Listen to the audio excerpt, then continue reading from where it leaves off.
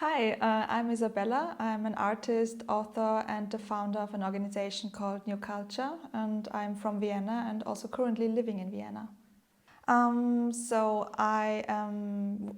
New Culture is an organization for the support of artists of different forms, so it's an art and culture organization. And its focus is mostly on young, upcoming, and diverse artists. So we do want to focus on a variety of perspectives, not only along different disciplines of art, but also within each individual artist. And that's what we focus on and what we thrive to go for. What our goal is with New Culture. The project Kunst zu Recht, Art and Justice, is actually founded by Veronika Junge, and it has been there for 15 years in Vienna now. She created it. She ran the project for 15 years, and now that she wants to retire from this project, she entrusted it to us, to New Culture, and we are very honored to now have the possibility to continue with this project, so it still can help artists, because it's a huge project to support 120 artists in a big exhibition that is funded and featured by Veronika Junge and now New Culture. I think art is a very good way of not only presenting or carrying a personal message, but also therefore the message of a whole group or a whole society, because it is a way of reflecting on your own, on reflecting on your thoughts, and also reflecting maybe on topics that you have a struggle with, and therefore you present something meaningful in a way that people can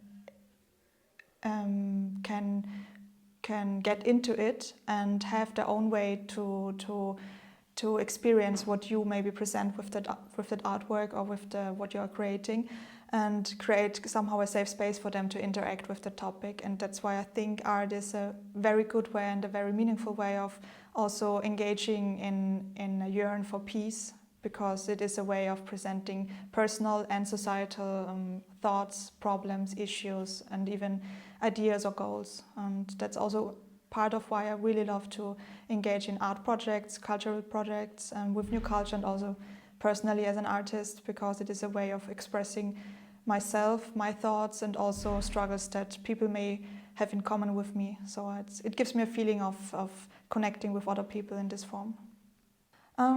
My personal understanding of peace, I think that peace is a very big word and a very big concept that a lot of people have maybe think it's rather abstract, because it is a huge word and people think that it's something that we will never be able to achieve. But I think this is it's a wrong way of thinking about peace, because I think it actually is something we can achieve in a daily life with very little steps already, and it is something that we can all, in our own capabilities and in our own knowledge, achieve in everyday basis.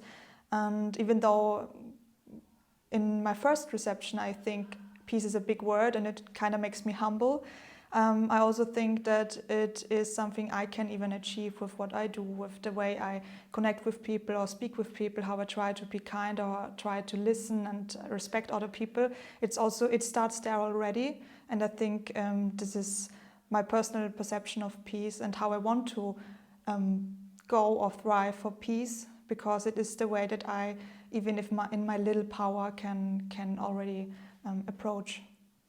Yeah, actually I think that there are a lot of different people and different approaches and different organizations in Vienna already that yearn for peace and do their actions for peace, and I think that we can be very proud of that. But I do also think that there is a lot of room and a lot of air for more, and what I mean with that is not that like everyone needs to be a political activist and participate in politicians or be on political parades or whatever. It means for me that there's a lot of room for especially Viennese people, because they're associated with being rude and grumpy.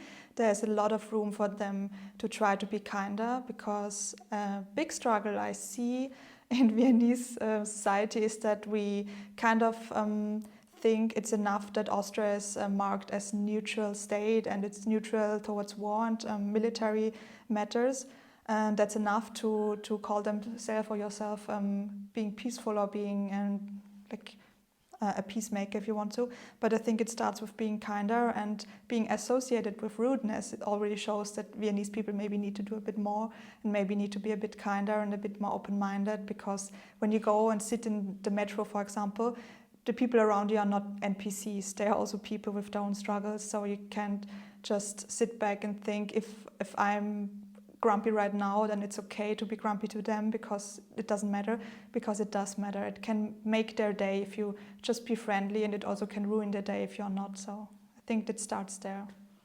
I mean, I think that kind of connects to what I already tried to say, that what people can do for peace starts with the smallest of actions, the smallest of details.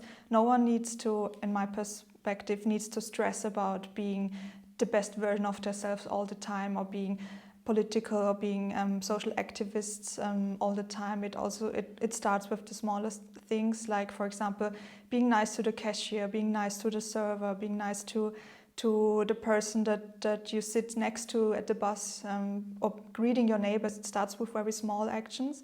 And it's also why, even though I feel humble about the word peace and about the term peacemaker, or calling what I do with New Culture peacemaking, I'm humble about that. But I do feel that even though I'm not a politician, I'm not a journalist, I am just an artist, or just an author, or just an organization founder, I can still do something and have an impact with what I do and with the knowledge I have and with the capabilities I have, if I try to put an open mind and a respectful approach within every action I do, even in my art, and the way maybe I create the stories in my books, or with the events I do, or the people I invite, or how I try to bring people together within art and culture events. So you can put peace and trying to earn peace in every aspect, in every life aspect, or every action you do.